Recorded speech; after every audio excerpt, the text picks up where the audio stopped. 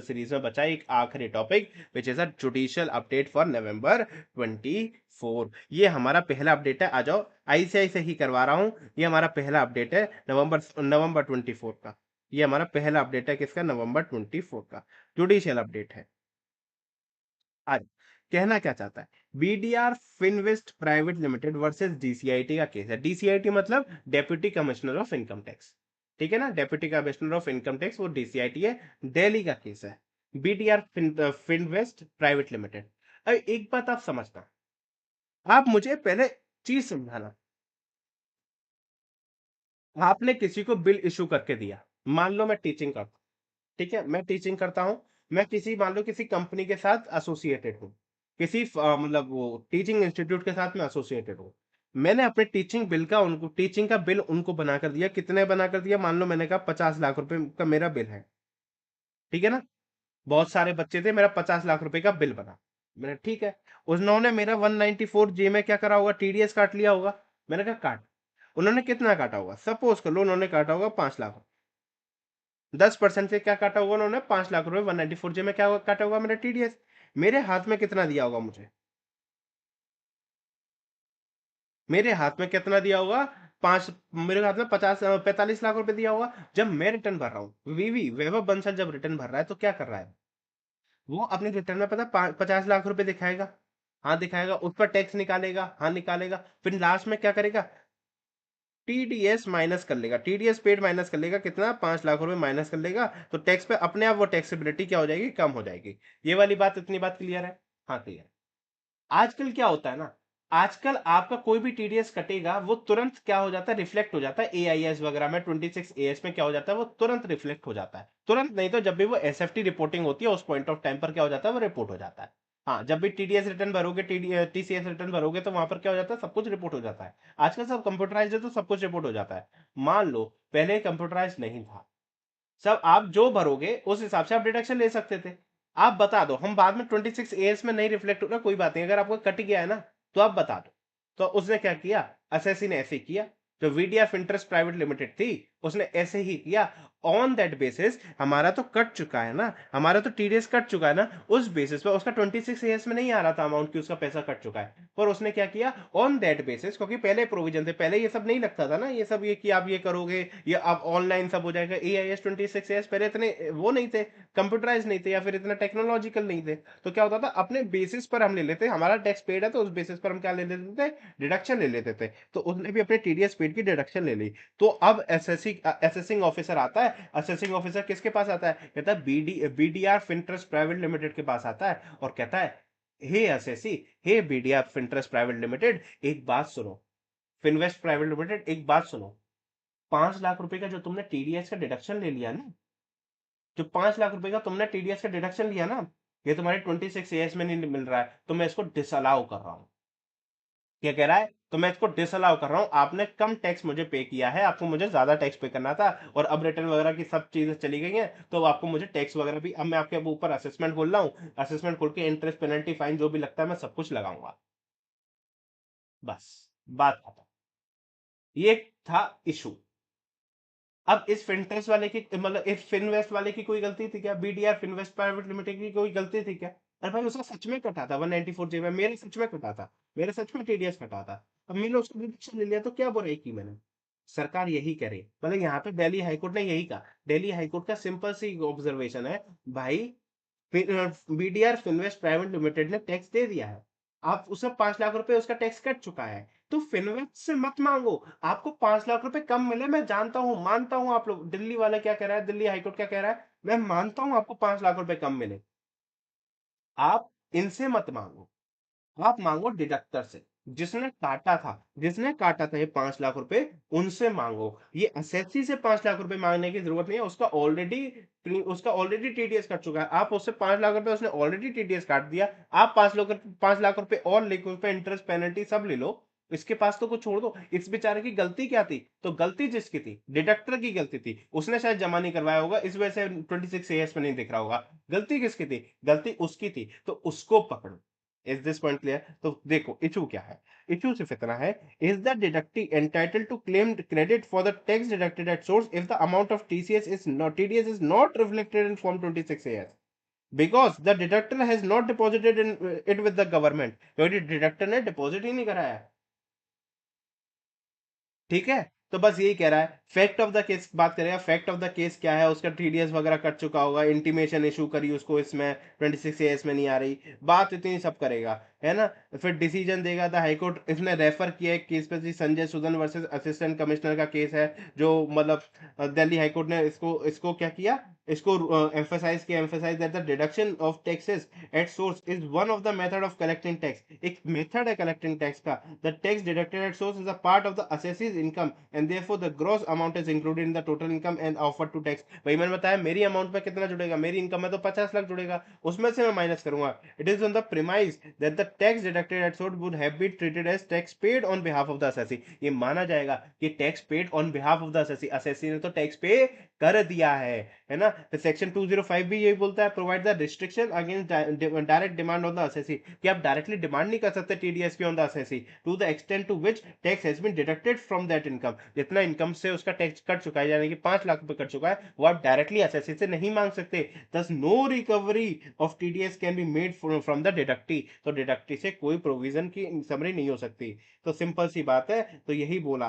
देखो the assessee last में देखना, इतनी सारी चीजें ठीक है, सेक्शन 199 का रेफरेंस दिया, can not come in a way of the deductee in case the deductor failed to deposit the TDS वगैरह, ये सब बात किया। सेक्शन 205 अभी ऊपर पढ़कर आए, तो दो तीन सेक्शन की बात करता है, फिर नीचे देखो कंक्लूजन पर कहता क्या, assessee had followed the regime put in place in the act. जो एसएससी ने क्या किया, जो एसएससी हमारे केस में था, बीडीआ फिनवेस्ट प्राइवेट लिमिटेड यानी कि मैं, उसने तो अपने सारे जो प्रोविजन एक्ट में लिखा है वो तो फॉलो किया ना उसने।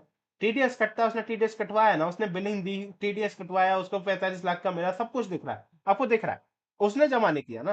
तो फॉर कलेक्टिंग द टैक्स एलिबाइट, क्या कहता है, थ्रू एन एजेंट यानी डिडक्टर ऑफ द गवर्नमेंट, यानी कि क्या कह रहा है, उसने तो सारे प्रोविजन फॉलो किए ना, थ्रू द एजेंट ऑफ मतलब गवर्नमेंट, गवर्नमेंट का एजेंट कौन है जहाँ पे, डिडक्टर, क्योंकि वही पैसा डिडक्ट करके गवर्नमेंट को देगा, तो एक तरह से गवर्नमेंट का एजेंट है वो, गवर्नमेंट का काम करेगा, तो रिस्पॉन्सिबिलिटी उसकी है। तो कह रहा था recovery proceeding could only be initiated could only be initiated against the deductor as the deductor an agent for collecting tax has failed to deposit the tax with the government. अगर मैं बताऊं important important क्या है, दो references तो दे ही आना, section number 205, जहां जहां सेक्शन नंबर है ना, सेक्शन नंबर की रेफरेंसेस तो दे ही आना। अगर ये केस लो आ जाए, आने लायक केस लो है, केस लो आ जाए, सेक्शन 205 199 की तो रेफरेंस देकर आना।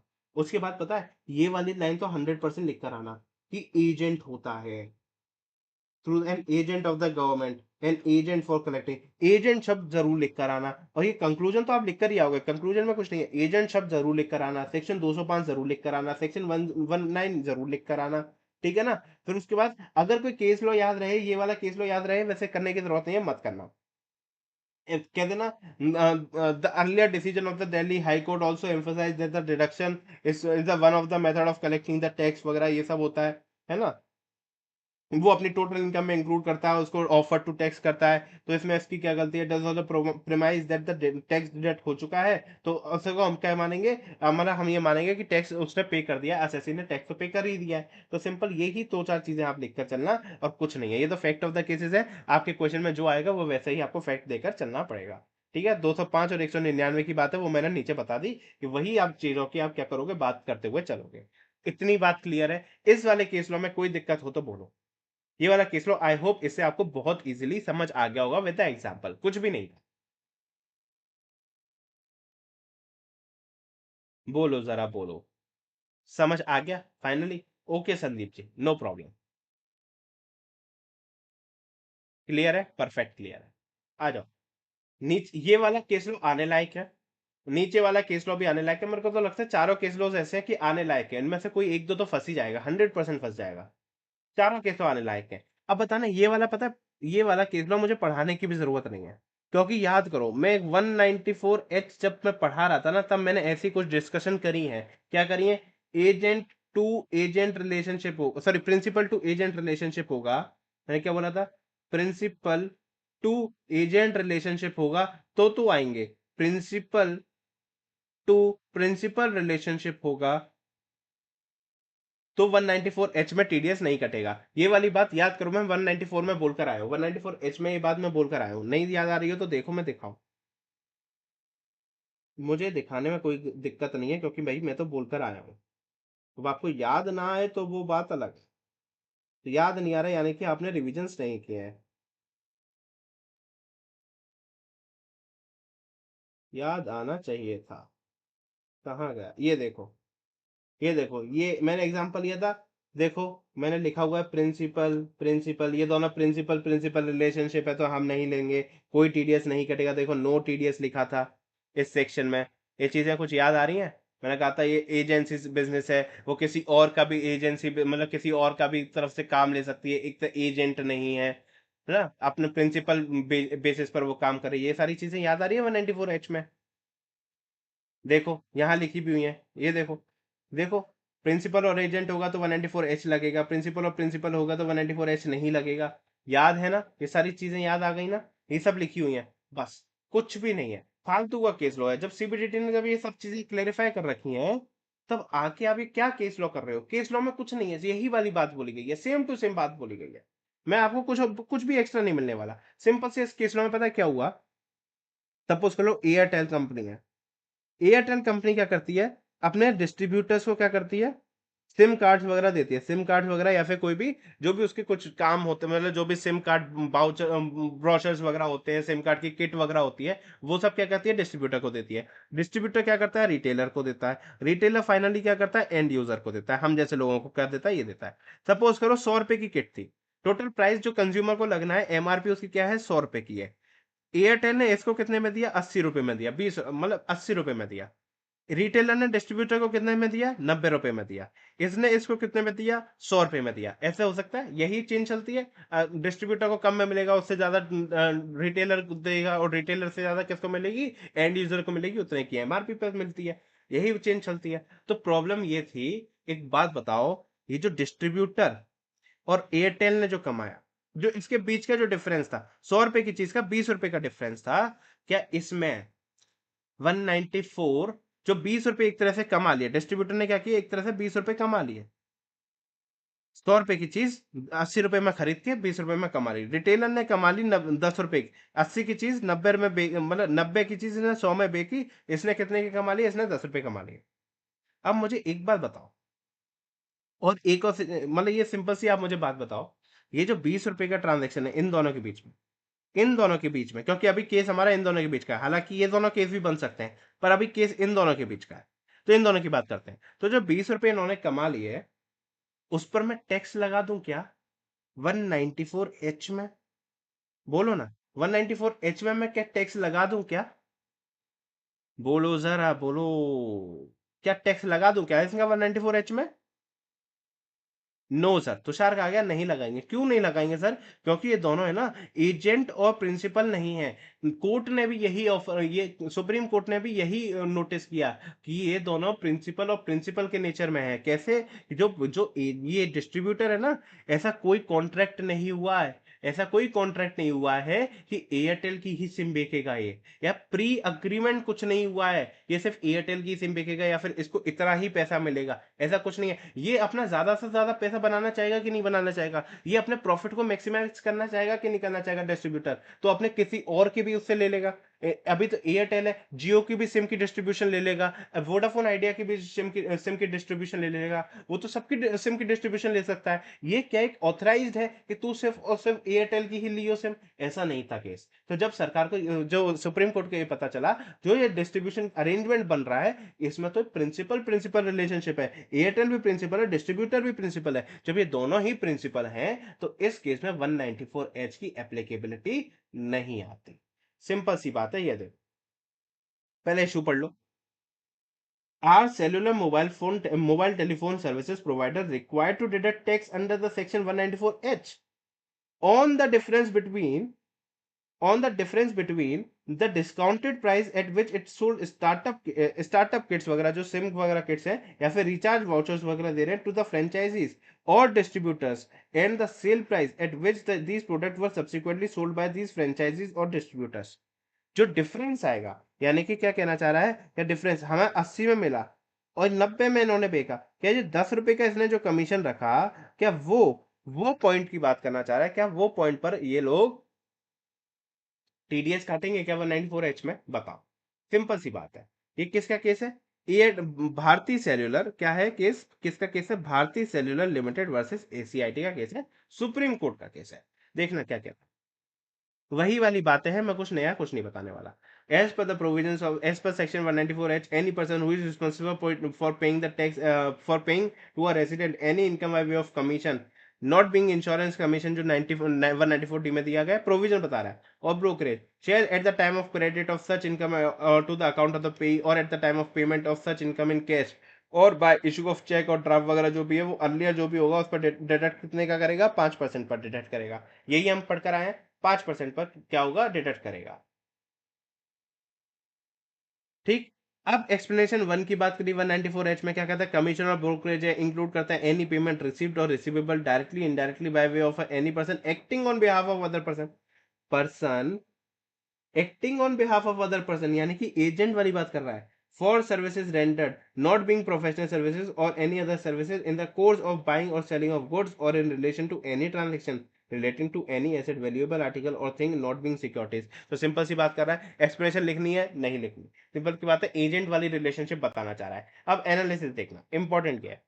The obligation to deduct TDS in terms of 194H arise when the legal relationship of principal agent is established। Legal relationship किसका हो? इसका हो, तभी 194H आता है। अच्छा, एजेंसी से ट्रायंगुलर रिलेशनशिप, ट्रायंगुलर रिलेशनशिप कैसे है? यहाँ पर एयरटेल है ना, और यहाँ उसको एक किसी एंड यूजर से काम करवाना, एक एंड यूजर को, उसको एयरटेल को क्या करनी है? अपनी सिम बेचनी है, और बीच में क्या आ जाता है? एक एजेंट आ जाता है। कौन आ जाता है? डिस्ट्रीब्यूटर या फिर रिटेलर, कोई क्या आ जाता है? एक तीसरा आदमी आ जाता है। तो ये क्या है? तीन लोगों की ट्रांजेक्शन बन गई, होनी किसकी थी? दो लोगों की ट्रांजेक्शन होनी थी, पर कोई तीसरा बीच में आ गया, तो इसलिए कहते हैं एजेंसी जो होता है ना, वो एक ट्रायंगुलर रिलेशनशिप होता है between the principal and agent and the third party. Third party क्या है? ये रही। ठीक है ना? To decide whether a contracting party acts for himself as an independent contractor, अगर इंडिपेंडेंट कॉन्ट्रैक्टर है तो वो एजेंट नहीं है, वो किसी और का भी काम ले सकता है, वोडाफोन आइडिया की भी सिम ले सकता है, वो जियो की भी सिम की डिस्ट्रीब्यूशनशिप ले सकता है, वो इंडिपेंडेंट है, तो वो एजेंट नहीं है। Is need to be examined whether in the course of the work he intends to make profit for himself. तो ये कैसे पता चलेगा इंडिपेंडेंट है? क्या वो अपने लिए प्रॉफिट बनाना चाहता है? हाँ, वो तो प्रॉफिट मैक्सिमाइज करना चाहता है, वही मैंने बात करी थी ना, प्रॉफिट मैक्सिमाइज करना चाहता है, और is entitled to receive a pre arranged remuneration, या क्या वो अपना प्रॉफिट बढ़ाना चाहता है, या फिर वो किसी प्री अरेंज्ड रेम्युनरेशन के बेसिस पर काम कर रहा है, यानी कि उसको पहले से ही बोल दिया गया है कि आपको इतना ही पैसा मिलेगा, आप सिर्फ मेरी ही एयरटेल की ही आप सिम बेचोगे, आप किसी और की सिम नहीं बेचोगे। अगर ऐसा कोई प्री अरेंज्ड रेम्युनरेशन की स्कीम बना रखी है तो वो एजेंट है ना? या फिर अगर वो अपना ही प्रॉफिट कमाने के लिए काम करना चाहता है, तो फिर वो क्या हो गया? तो वो प्रिंसिपल बन के रहेगा, वो नहीं बनेगा। If the party is concerned about acting for himself and making the maximum profit possible, अगर जो पार्टी है वो प्रॉफिट मैक्सिमम करना चाहती है, he is usually regarded as a buyer, उसको क्या कहेंगे हम? बायर कहेंगे, और एन इंडिपेंडेंट कॉन्ट्रैक्टर कहेंगे। क्या कहेंगे? या तो बायर कहेंगे या फिर इंडिपेंडेंट कॉन्ट्रैक्टर कहेंगे, और उसको एजेंट तो नहीं कह के चलेंगे, एजेंट ऑफ द प्रिंसिपल नहीं कहेंगे, और जब एजेंट ऑफ द प्रिंसिपल नहीं कहेंगे तो हम उसके ऊपर क्या 194H लगा सकते हैं? क्या नहीं लगा सकते? ये पैराग्राफ इंपॉर्टेंट है, ये पैराग्राफ क्या है? इंपॉर्टेंट है। ठीक, आ जाओ। The legal position of a distributor is generally regarded as different from the agent. The distributor buys goods on his account and sells them in his territory. The profit made in margin, the difference between the price and say purchase price and the sale price. Unlike an agent, he does not act as a communicator or the creator of a relationship between the principal and a third party. Simple सी बात है, ignore करने वाली बात है, इसमें कुछ नहीं। इतना लंबा पढ़ोगे उसके बाद 194H की कुछ बात करेगा, है ना? अभी देखो एक्सप्लेनेशन वन ऊपर पढ़कर आए ना, वही वाली बात करेगा, 194H भी लिखेगा, ये भी लिखेगा, दोबारा दोबारा सब चीजें लिखेगा। मुझे पढ़ने की जरूरत है क्या? कुछ नहीं, सिंपल आ जाओ अकॉर्डिंगली। 3 नंबर का क्वेश्चन आता है, 3 से 4 नंबर का क्वेश्चन। आप क्या करना, 194H आपने सबसे ऊपर का लिखा, प्रोविजन लिखना है 194H, और 194H का जो हम सबसे टॉप पर पढ़कर आए, क्या पढ़कर आए हम सबसे टॉप पर? हम ये पढ़कर आए सबसे टॉप पर, इरेलीवेंट प्रोविजन है, 5% इस पर कटता है, अदर देन इस पर कटता है। अगर एक्सप्लेनेशन वन थोड़ा बहुत याद रह जाए तो लिख के आ रहा हूँ, ठीक है? उसके बाद हमारे को ये वाला पैराग्राफ लिखना था जो मैंने इंपॉर्टेंट मार्क करवाया। इस पैराग्राफ के बाद आपको सीधा नीचे आना है, सीधा नीचे आना है। मैंने बता दिया तो चार, आपके पूछने से पहले ही बता दिया। अकॉर्डिंगली अब फिर सीधा नीचे आना, क्या कहना, accordingly the apex court held that the contractual obligation of the franchisee और फ्रेंचाइजेस और distributor did not reflect a fiduciary character of the relationship, यानी कि एजेंट बिजनेस एजेंट और प्रिंसिपल का रिलेशनशिप नहीं है और the business being done on the principal's account, ऐसा कुछ नहीं है। दोनों का बिजनेस कैसा हो रहा है, प्रिंसिपल अकाउंट में हो रहा है, कोई भी फिड्यूशियरी रिलेशनशिप नहीं है, दोनों अपने बिजनेस अकाउंट पर कर रहे हैं, यानी कि दोनों ही यहाँ पर प्रिंसिपल बने बैठे हैं। Hence, Section 194 is not applicable of the facts and the circumstances of the case, and the assessee would not be legal obligation to deduct TDS on the income or profit component in the payment received by the distributor franchisees from the third parties or customer, or while selling, transferring the prepaid coupons or starter tickets to the distributor.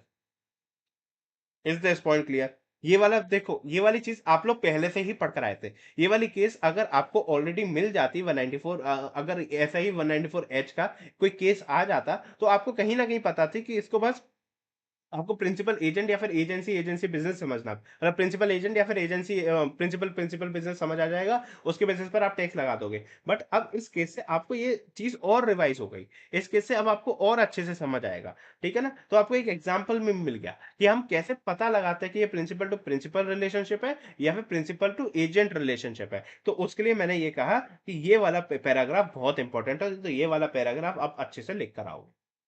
ठीक है ना? ये वाला paragraph आप अच्छे से लिख कर आओगे, 194 एच लिख कर आओगे, उसका प्रोविजन लिख कर आओगे।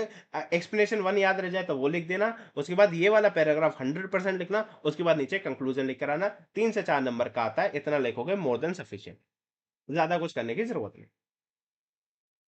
ठीक है ना? केस का नाम जरूर से याद रख लेना। भारत ये टेस्टेबल है, मुझे लग रहा है ये टेस्ट होगा, 100% होगा। भारतीय एयरटेल वर्सेस एसीआईटी का तो है। मैंने बताया ना संध्या जी, सबसे पहले आप लिखना, सबसे पहले लिखना इशू इन्वॉल्व, इशू इन्वॉल्व। उसके बाद क्या लिखना, प्रोविजन लिखना। इशू पहले समझाना, जो क्वेश्चन में इशू है ना वो इशू समझाना, उसके बाद क्या लिखना, प्रोविजन लिखना। प्रोविजन लिख लिया, प्रोविजन के बाद क्या करना, सीधा सीधा एनालिसिस एंड कंक्लूजन। देखो ऐसे यही फॉर्मेट में चाहती है एक्चुअली, मैं आपको दिखाऊं, ऐसे चाहती इसी फॉर्मेट में है, इसमें नहीं तो किसी और क्वेश्चन में चाहेगी, पर चाहेगी ऐसे ही उसी फॉर्मेट में। देखो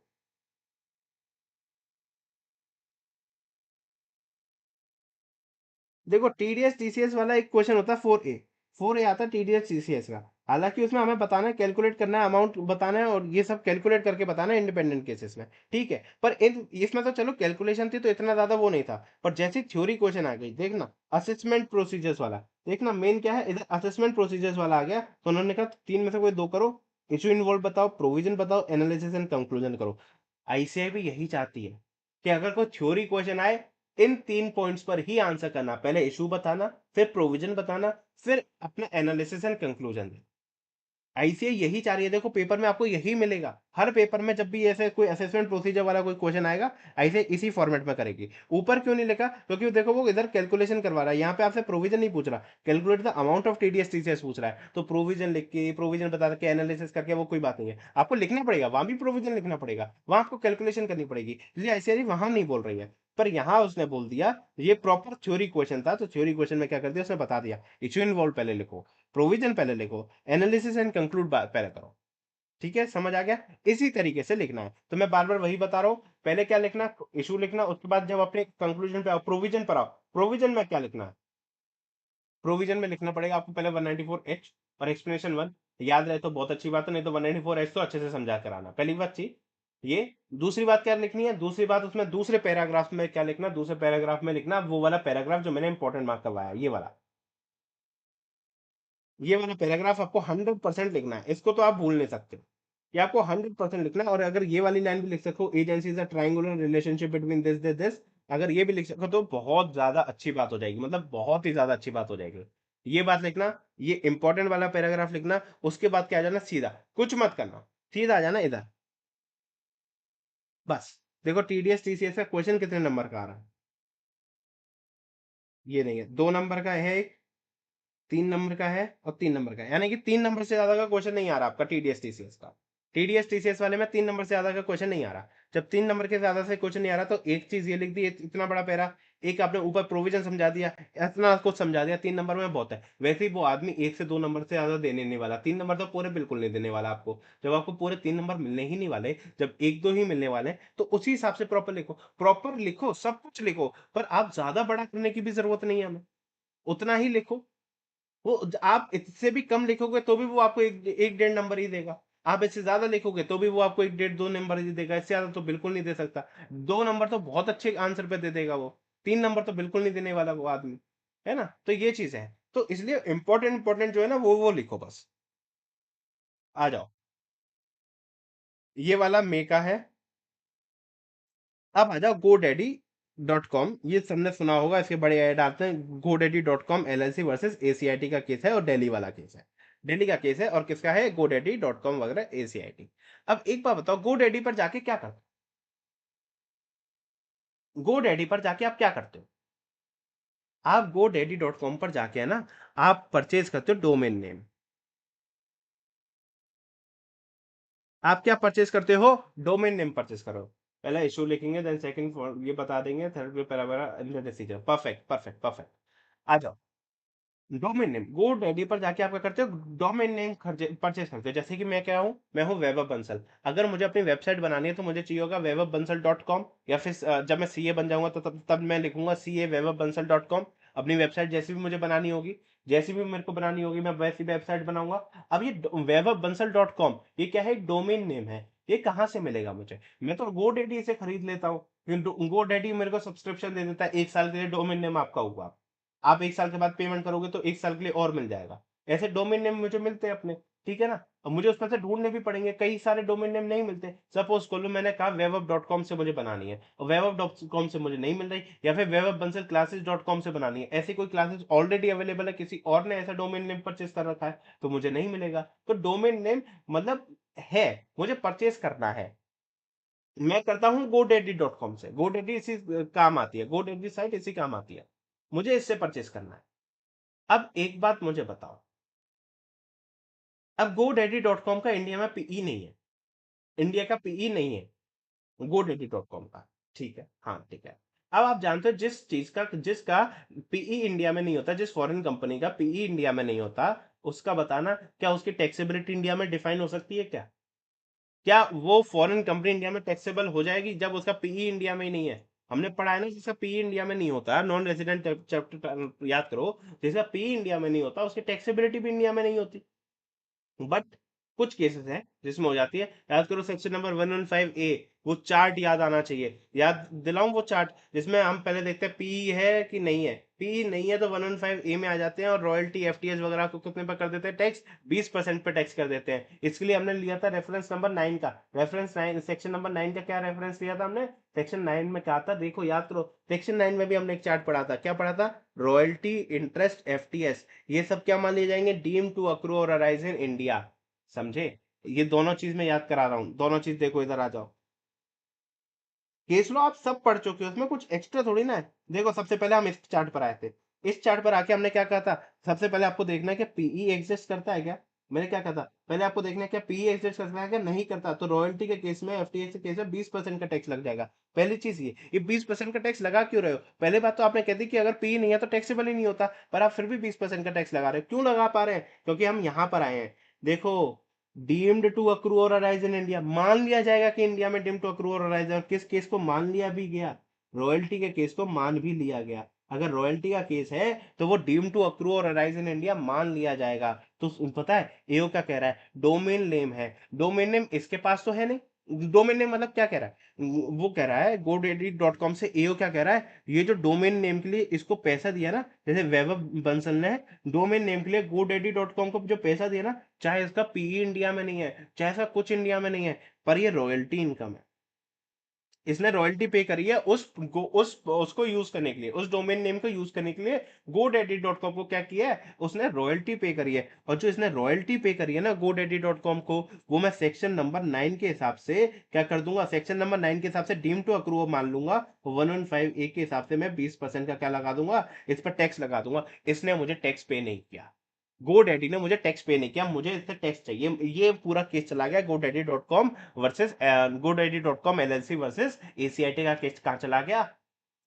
दिल्ली हाईकोर्ट चला गया। दिल्ली हाईकोर्ट ने ऑब्जर्व किया कुछ। क्या ऑब्जर्व किया? दिल्ली हाईकोर्ट कहती है GoDaddy.com तो सिर्फ एक बीच का एजेंट है। GoDaddy.com तो बीच का एजेंट है। इसके पास सारे डोमेन नेम थोड़ी ना रखे हुए हैं। इसके पास कोई डोमेन नहीं रखे हुए हैं। वो क्या करता है? बीच का एजेंट है। एक ऑर्गेनाइजेशन है जिसको हम कहते हैं आईकैन। आईकैन करके ऑर्गेनाइजेशन है जिसकी फुल फॉर्म होती है, ये देखो, internet corporation for assigned names and numbers. ऐसे करके आईकैन करके क्या है? एक ऑर्गेनाइजेशन है। इसके पास होते हैं सारे डोमेन नेम। यही चेक करके देगा। आप रिक्वेस्ट करोगे GoDaddy.com पर, GoDaddy.com का सर्वर आईकैन से कनेक्टेड होगा। आप जैसे डालोगे www.bansal-classes.com, मिल गया, यानी कि आईकैन ने अप्रूवल दे दी कि हाँ ऐसा कोई और डोमेन नहीं, नेम नहीं है, आप क्या कर सकते हो, इसको ले सकते हो। अगर होगा तो वो एरर दिखा देगा, नहीं ये ऑलरेडी किसी ने ले रखा है, आप कुछ और लो। तो ऐसे क्या करते हैं? ऐसे डोमेन नेम्स हो जाते हैं। तो है किसके पास डोमेन नेम? डोमेन नेम तो इस आईकैन के पास है। तो बीच में GoDaddy.com क्या कर रहा है? GoDaddy.com तो एक एजेंट का काम कर रहा है। आप आओ, वैभव आए, GoDaddy.com पर जाके क्या करे? अपना अपना डोमेन नेम परचेज करे। GoDaddy.com क्या करेगा? अपना कमीशन रखेगा, बाकी सारा पैसा किसको ट्रांसफर कर देगा? आईकैन को ट्रांसफर कर देगा। तो जब रॉयल्टी की बात कब आती है? रॉयल्टी की डेफिनेशन देखो, हम पढ़कर आए सेक्शन 9 में, क्या कहता है? जब यूज ऑफ इंटेंजिबल कॉपीराइट ये सब चीजों के लिए देते हैं हम, जब यूज करने के लिए देते हैं हम ये सारी चीजें, तो वो रॉयल्टी की डेफिनेशन में आती है। हम देखो रॉयल्टी की डेफिनेशन करके आए हैं, उसी के नीचे transfer, transfer of all right और एनी यूज, लाइसेंस वगैरह, इम्पार्टिंग ऑफ इंफॉर्मेशन, यूज करने को दे रहे हैं, है ना, कुछ भी ये सब, granting of license, copyright, literary, artistic, scientific work, ये सब हम पढ़ के आए ना। तो ये रॉयल्टी की डेफिनेशन में तो वो सब आता है। अब मुझे ये बात बताओ, GoDaddy के पास तो यू एसेट है ही नहीं, GoDaddy के पास तो डोमेन नेम्स है ही नहीं। तो जब उसके पास डोमेन नेम्स है ही नहीं, तो क्या आप जो उसको पेमेंट कर रहे हो वो रॉयल्टी का पेमेंट माना जा सकता है क्या? बिल्कुल नहीं माना जा सकता। भाई है कौन? डोमिनेंट्स रखे किसके पास है? आईकैन के पास रखे हैं। आईकैन के पास रखे हैं। आपका ट्रांजैक्शन इसके और इसके बीच में हो रहा है। ये तो सिंपल का सिंपल एक एक ये कमीशन ले रहा है। GoDaddy तो एक नॉर्मल कमीशन ले रहा है। आप इससे टैक्स लेना चाहोगे क्या? नहीं ले पाओगे, क्योंकि इसका पीई इंडिया में नहीं है और ना ही ये रॉयल्टी की डेफिनेशन में है। इसको हम रॉयल्टी नहीं मानेंगे। बस यही वाला पूरा पॉइंट है। बस यही पूरा पॉइंट इस केस लॉ में है। सिंपल सी बात है। क्या कह रहा है? देखो, वेदर, कहता है whether the fees receive by a foreign company as consideration towards providing domain name registration services. वो सिर्फ क्या प्रोवाइड कर रहा है? डोमेन नेम की रजिस्ट्रेशन सर्विसेज प्रोवाइड कर रहा है। और कुछ प्रोवाइड कर रहा है? नहीं प्रोवाइड कर रहा। Amount to royalty under section 915, क्या 916 में, सॉरी, वो रॉयल्टी बन जाएगी क्या? सबसे बड़ी प्रॉब्लम बस यही थी, इशू यही है। ये सब बताया कि इसका पीई इंडिया में नहीं है, कोई fix place of business India में नहीं है, ये बेस्ड है यूएसए में, बेस्ड है ना। वो अक्रीडेट जो अक्रीडेटेड रजिस्ट्रार है, यानी कि आईकैन है, जिसके पास सारे डोमेन नेम्स होते हैं, वो उससे अक्रीडेटेड है। जैसे आपके स्कूल्स भी होते हैं ना, affiliated with CBSE, affiliated with ISC, ये सारे होते हैं ना एफिलिएटेड, वैसे इन जगह पर क्या बोलते हैं? अक्रीडेटेड है। अक्रीडेटेड रजिस्टर, रजिस्टर किससे है? रजिस्ट्रार किससे है? आईकैन से है ना। The assessee provide services such as domain name registration, website design, web hosting and charges a fee from its customer. ये सब सर्विसेज क्या देता है? डोमेन नेम रजिस्ट्रेशन की सर्विसेज देता है। डोमेन नेम इसके पास नहीं है, सिर्फ रजिस्ट्रेशन की सर्विस दे रहा है, वेबसाइट डिजाइन की दे रहा है, वेबसाइट होस्टिंग दे रहा है, charge a fee from its customer कर रहा है। Fees from facilitated domain name registration is shared in three way. तीन वे में वो क्या करी जाती है? शेयर की जाती है। Part of the fees is received from the customer is kept by the assessee, assessee के पास यानी कि GoDaddy के पास रखता है। Whereas the remaining part is shared with the ICANN and the registry. यानी कि उसके तीन पार्ट होते हैं। जो आप पेमेंट करोगे ना, जैसे वीवी लिमिटेड, वैभव बंसल ने पेमेंट किया, किसको पेमेंट किया? GoDaddy को। GoDaddy क्या करेगा? GoDaddy इसके तीन हिस्से करेगा। एक तो अपना खुद का कमीशन रखेगा, एक आईकैन को देगा, और आईकैन के बाद एक रजिस्ट्री होती है कि ये क्या होगा? ये इसको रजिस्टर कर दिया जाएगा। इसको क्या करना होगा? उस डोमेन को रजिस्टर करना होगा, तो उस रजिस्ट्रेशन की भी उसको फीस देनी पड़ती है। तो उसको तीन काम करने पड़ते हैं। तो कह रहा आई ये GoDaddy के पास तो सिर्फ ये कमीशन रहा, आईकैन के पास सारे के सारे डोमेन नेम है, तो आईकैन इज द रॉयल्टी होल्डर, उसको रॉयल्टी मिल सकती है, रजिस्ट्रार को उसकी फीस मिलेगी। तो इसके तीन टुकड़े हो रहे हैं। So the assessing officer categorize the fees received for providing the domain registration services as royalty. Assessing officer कह रहा है ये royalty है 916 में, and as per article 12 of the Indian US GTAA of the on the ground that the same was for right to use or the use of servers maintained by the appellant। यानी कि appellant कौन है यहाँ पर? जो appeal कर रहा है। अपील कौन कर रहा है? अपील कर रहा है GoDaddy। याद है, ये सारी चीजें पता है ना। जो अपील करता है, जो अपीलेंट होता है, उसका नाम सबसे पहले आता है, और जो डिफेंड करता है उसका नाम बाद में आता है। ऐसे केसेस के ऐसे नाम डिसाइड होते हैं, जो केस करता है उसका नाम पहले आता है और जो केस डिफेंड कर रहा है उसका नाम बाद में आता है। ये याद है ना? इसको अपीलेंट कहते हैं, इसको रिस्पोंडेंट कहते हैं। ये सब चीजें पता है ना आपको? आई होप पता हूँ। ठीक है ना? तो अपीलेंट के थ्रू क्या है, वो उसके सर्वर्स वगैरह में वो क्या कर रहा है, ये आपको सर्विसेज वगैरह दे रहा है राइट टू यूज की। The tribunal also concern that the concord that the consideration received is royalty. Tribunal भी कह रहा है, हाँ सही कह रहे हो, सही कह रहे हो, ये जो कंसिडर किया है इसने, जो कंसिडरेशन लिया वो क्या किया है इसने, रॉयल्टी है। ट्राइब्यूनल भी बताओ ये वाली बात कर रहा है, मतलब ट्राइब्यूनल में कौन सा आदमी बैठा था, ये हमारे क्लास के बच्चों को पता है। ये रॉयल्टी नहीं है, ये तुषार ने पहले ही बता देता है, रॉयल्टी की डेफिनेशन में नहीं आएगी। ट्राइब्यूनल में पता नहीं कौन से अलग ही सस्ते नशे करके बैठे हुए हैं। But on the ground that is involve in right to use और the use of a trademark. अच्छा हाँ, रेलेवेंट प्रोविजन क्या है? आप वो 915 के बारे में बताओगे, पूरा रॉयल्टी वगैरह बताओगे, जो हम पढ़ कर आए, लमसम कंसिडरेशन वगैरह जो हमने बात करी थी ना रॉयल्टी में, आ जाओ। रॉयल्टी में है ना, कौन दे रहा? पर्सन रेसिडेंट इन इंडिया दे रहा है, तो एक्सेप्शन थी ये दो, ये सारी एक्सेप्शन आप लिखे आना, है ना, ये सारी चीजें लिखे आना, थोड़ी बहुत चीजें आप ऐसे ही अपने मन से खूब लिख कर आना। फिर दिल्ली हाईकोर्ट का देखो, यहाँ पे इतना बड़ा एनालिसिस और वो है, सीधी सी बात, आ जाओ इधर आएंगे। As regard domain name having the attributes of a trademark, the Supreme Court in Satyam Infoway held that it was a registrant and not the registrar। वो registrant है, registrar नहीं है, यानी कि उनके पास सारे डोमेन नेम नहीं है, वो तो सिर्फ आपको रजिस्ट्रेशन करने में आपकी हेल्प कर रहे हैं। Who owns the domain name, है ना, वो क्या है, registrant है, who owns the domain name and can protect its goodwill by initiating passing of action against the subsequent registrant of the same or deceptory similar domain name. यानी कि simple क्या है, अगर कोई सिमिलर डोमेन नेम आ गया तो जो registrant, जो रजिस्ट्रार है, रजिस्ट्रार केस किस पे कर सकता है, रजिस्ट्रेंट पर कर सकता है, क्योंकि वो अपनी गुडविल बचाना चाहेगा। तो यानी कि यहाँ पर चीजें किसके पास है, सब कुछ, सारी की सारी चीजें किसके पास है, रजिस्ट्रार के पास है, रजिस्ट्रेंट के पास कुछ नहीं है ना। This principle may have been attracted in the case of an appellate assessee if it had granted rights or transferred right to use its domain name। ये प्रिंसिपल तब अप्लाई होता जब इसके पास राइट टू यूज होता और वो उसको transfer करता, that is godaddy.com to a third person. यानी कि मुझे, godaddy.com मुझे अगर राइट टू यूज या फिर राइट टू ट्रांसफर कर, राइट टू यूज ट्रांसफर करता, तो वो रॉयल्टी की डेफिनेशन में आता। हाउएवर इन दिस केस, मगर इस केस में द अपीलेंट और assessee is only acting as a registrar and thus offering the its services to its customer for having the domain names। वो सिर्फ एक सर्विसेज दे रहा है, एक्टिंग एज अ रजिस्टर कर रहा है, सर्विसेज दे रहा है कि वो अपने डोमेन नेम रजिस्टर कर सके। Therefore, the rationale of the Satyam Infoway case cannot be applied to this case। यानी कि आपके एओ ने, पता एओ ने ये सत्यम इन्फोवे केस का क्या दिया होगा, रेफरेंस दिया होगा, तो हाई कोर्ट बोल रहा है जो आप रेफरेंस दे रहे हो ना, वो कोई काम नहीं आने वाला, इस जगह पे वो काम नहीं आएगा, है ना। Accordingly the high court held that the fees receive by the assessee for registration of the domain name to its customer can not be treated as royalty. तो वो रॉयल्टी ट्रीट नहीं किया जाएगा। मेन ये थी, ये वाली बात तो आप कंक्लूजन में लिखोगे ही। ये वाला पैराग्राफ भी आप इंपॉर्टेंट है, इसको मार्क कर लेना। इसमें दो तीन चीजें, ये वाला लिखना एनालिसिस एंड डिसीजन में, ये आप इतना भी ना भी लिखो तो कोई दिक्कत है नहीं, यूजुअली तो एक बार पढ़ लेना, इसमें से ना भी लिखोगे तो चलेगा। ये वाली चीज आप आई कैन होता, आई कैन ये शब्द याद रख लेना, आई कैन के पास होती है सारे डोमेन नेम, अगर क्वेश्चन आगे जाए ना तो आई कैन की फुल फॉर्म और आई कैन जरूर से लिख कर आना। ये आई कैन और आई कैन की फुल फॉर्म जरूर से लिख कर आना, ये जरूर लिखना। ठीक है ना, ये सारी बातें, रेलेवेंट प्रोविजन 916 रॉयल्टी का मतलब समझा कर आना, लमसम कंसिडरेशन वगैरह होता है ना, ये सारी चीजें आप समझा कर आना। तो क्या समझाना है, सब पहले पहले क्या बताना है, सबसे पहले आओ ना fact of the case, issue involve बताना। इशू इन्वॉल्व में आप आई कैन वगैरह इसकी भी ये बातें कर लेना थोड़ी सी, अगर लिखा हो क्वेश्चन में लिखा हो तो बात करना, नहीं लिखा हो तो आप कहाँ बात करना, एनालिसिस में बात करना, एनालिसिस में बात करना। रिलेवेंट प्रोविजन की जब बात आएगी ना तो 916 आराम से 916 क्या करके आना, लिख कर आना, पूरा 916 लिख कर आना। पी नहीं है तो 916 डीम टू अक्रू और राइज इन इंडिया कर सकता है, ये कर सकता है। फिर ये वाला पैराग्राफ लिख कर आना इंपॉर्टेंट वाला, उसके बाद लास्ट में अपना क्या कर देते ना, कंक्लूजन दे देना। ठीक है ना, 3 नंबर से ज्यादा आएगा नहीं, और 3 से ज्यादा मैक्सिमम 4 नंबर का आ जाएगा, 4 नंबर से ज्यादा तो बिल्कुल भी नहीं आने वाला। Is this point clear? इतनी सी बात है।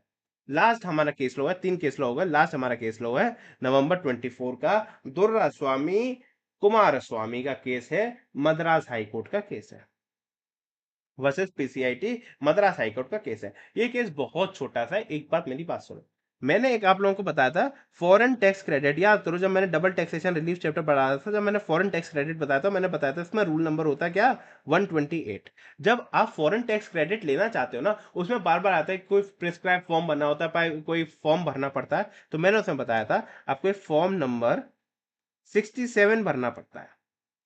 ठीक है, फॉर्म नंबर 67 भरना पड़ता है।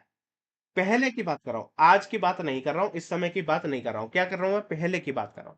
पहले ये भरना होता था due date of filing of return. जब आप रिटर्न भरोगे उससे पहले पहले आपको फॉर्म नंबर 67 भरना पड़ता था। उससे पहले आपको फॉर्म नंबर 67 भरना था। तो ये पुरानी बात चल रही है, पुराने बात पर कोई केस लॉ है, उसका डिसीजन 2024 में आया है। पुरानी बात का कोई केस लॉ है, उसका डिसीजन कहाँ है, 2024 में आया है। ठीक है ना, तो इसलिए हमारे केस में अब है। तो फॉर्म 16 उसने due date of filing of return पर भरना होता था, बट उसने क्या किया, उसने due date of filing return के बाद भरा, बट उसने इंटीमेशन आने से पहले भर दिया। 143(1) की जो इंटीमेशन आनी थी उससे उसने पहले भर दिया, पर ड्यू डेट पर नहीं भर पाया। बस इसी बात से असेसिंग ऑफिसर, जो प्रिंसिपल सीसीआईटी असेसिंग ऑफिसर यानी कि प्रिंसिपल सीसीआईटी वगैरह चिढ़ गए, कह रहा गलत है, हम इसकी डबल टैक्सेशन रिलीफ देने ही नहीं वाले। क्यों, क्योंकि हमारे देखो, आपको क्या करना था, ड्यू डेट से पहले पहले भरना था, लॉ में लिखा था ड्यू डेट से पहले पहले भरना है, आपने इंटीमेशन से पहले भरा, ड्यू डेट के बाद में भरा, हम नहीं देंगे आपको रिलीफ। ये आ गया, बस यही केस चला गया। और इसमें पता है ये मद्रास हाईकोर्ट क्या कहती है, मद्रास हाईकोर्ट कहती है ये कोई फॉर्म भरना, जो फॉर्म 67 भरना है ना, ये एक डायरेक्टिव इन नेचर है ना, ये क्या है, ऐसे कोई डायरेक्टिव इन नेचर है, ये ऐसे कोई कंपल्शन नहीं है। ये सिर्फ एक तरह से डायरेक्टरी है कि आप चीज भरोगे उससे आपको क्या मिल जाएगी, आपको उससे डिडक्शन मिल जाएगी, सिंपल इतनी सी बात है। तो वो थोड़ा सा लेट भी भरेगा तो उस बेसिस पर आपको उसको डबल टैक्सेशन का रिलीफ आप उससे नहीं छीन सकते हो। ये पुरानी बात के ऊपर केस लॉ लेकर आए, बट अब सरकार ने लॉ में ही चेंज कर दिया है। मैं क्या कह रहा हूँ, अब सरकार ने लॉ में ही चेंज कर दिया, लॉ में चेंज करके पता है ये due date of filing of return को पता है क्या कर दिया, end of the assessment year. आप फॉर्म नंबर 67 अब end of the assessment year तक भी भरोगे तो भी चलेगा। अब ये लॉ में ही चेंज हो चुका है, अब आपको कब तक भरना पड़ता है, and of the relevant assessment year तक आपको भरना पड़ता है। पर ये पुरानी वाली बात है, तो पुराने वाली केस लॉ चल रहा था, तो वो वाली बात मुझे पहले समझानी थी। उसके बाद अब तो यही चेंज हो गया, and of the assessment year, और इंटीमेशन तो यूजुअली उससे पहले ही आ जाते, तो तब भी भरोगे तो चलेगा, तभी भरोगे तो चलेगा, and of the assessment year से पहले भरोगे चलेगा, इंटीमेशन आएगी उसके बाद भी भरोगे तो भी चलेगा, कोई दिक्कत नहीं है। And of the assessment year से पहले पहले बस भर देना। अब ये लॉ में ही चेंज हो गया है।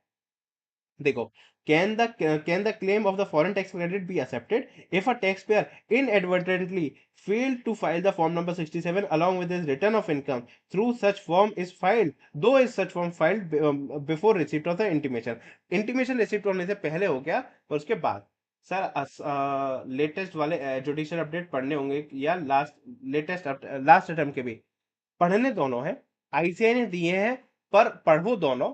मेन इशू क्या है, मेन बात यह है कि आपके अटेम्प्ट के लिए नवंबर 24 वाले ज्यादा रेलेवेंट है, नवंबर 24 वाले ज्यादा रेलेवेंट है। और अगर ऐसे पूछेगी ना, मुझे 100% लग रहा है नवंबर 24 से ही पूछेगी, क्योंकि इसमें अच्छे अच्छे केस लॉज हैं। ऊपर केस लॉज इतने अच्छे नहीं है, इतने मजेदार नहीं है। एक केस लॉ उसमें से भी पिछले बार मई 24 में पूछ चुकी है, पूछेगी नवंबर 24 से ही, बट पढ़ के जरूर चले जाना, एक बार उसको गो थ्रू करके चले जाना। मैं उसकी वीडियो 2-3 दिन में डाल दूंगा, उसकी रिकॉर्डेड वीडियो में डाल दूंगा, तो वो आप आराम से करते हुए चले जाना, कोई दिक्कत नहीं है। पर आपके लिए इंपॉर्टेंट नवंबर वाले ही हैं। ऐसे पूछेगी, ये तो 4 केस लॉ में से मुझे तो चारों लग रहा है कि चारों में से कोई ना कोई आ जाएगा, ऐसा नहीं है कोई इंपॉर्टेंट है कोई कम इंपॉर्टेंट है, चारों ही बड़े इंपॉर्टेंट है, चारों ही अच्छे हैं, चारों ही आने लायक हैं।